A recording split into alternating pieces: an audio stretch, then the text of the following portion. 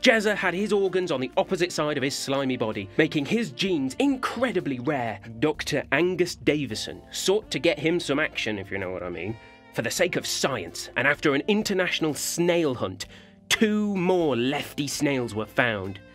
A romantic rendezvous was arranged. The great news is, as the scientist in this kind of love, the 4th individual in this love triangle, we could call me, 2 of them have mated and have produced offspring, so we can begin to do the genetics. I would love the 3rd one also to mate, but unfortunately for the internet, for the rest of the world, the one that hasn't mated is Jeremy the snail. Oh, Jeremy. Sorry. I'm heartbroken for the little fella, like genuinely.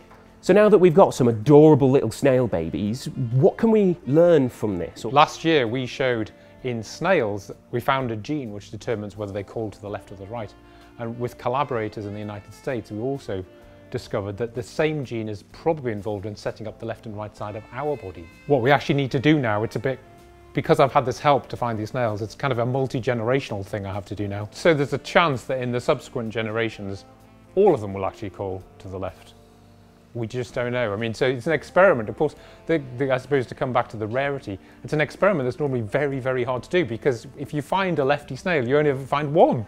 So, you know, how would you do this in the days before the internet? How would you do it before you could get all this publicity, find some rare mates? So we just don't know. So here's the thing with doing genetics on snails. The family from Lefty and Tomu had about 340 babies from 3 sets of eggs.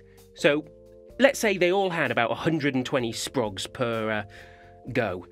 Then there would be about 40,800 grandkids. Then they're going to have to stop the experiment there, because there would be 4,896,000 great-grandkids. I mean, can you imagine Christmas? It'd be a nightmare. Before Jeremy was found in the garden in southwest London, presumably had a frustrated life where, you know, kept on trying to mate with other snails and things wouldn't, you know, just didn't work out. Now, this is poor Jeremy.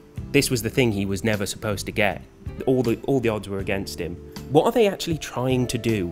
Because for me, it looks like they're just trying to make out. This is flirting, I would call this. You know, they're definitely showing interest in each other. What a story. What a life.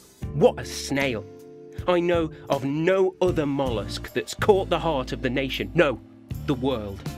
I guess Jeremy found love after all. What other snail can say that? What was that? The other 2 snails? Listen, shut your mouth, you.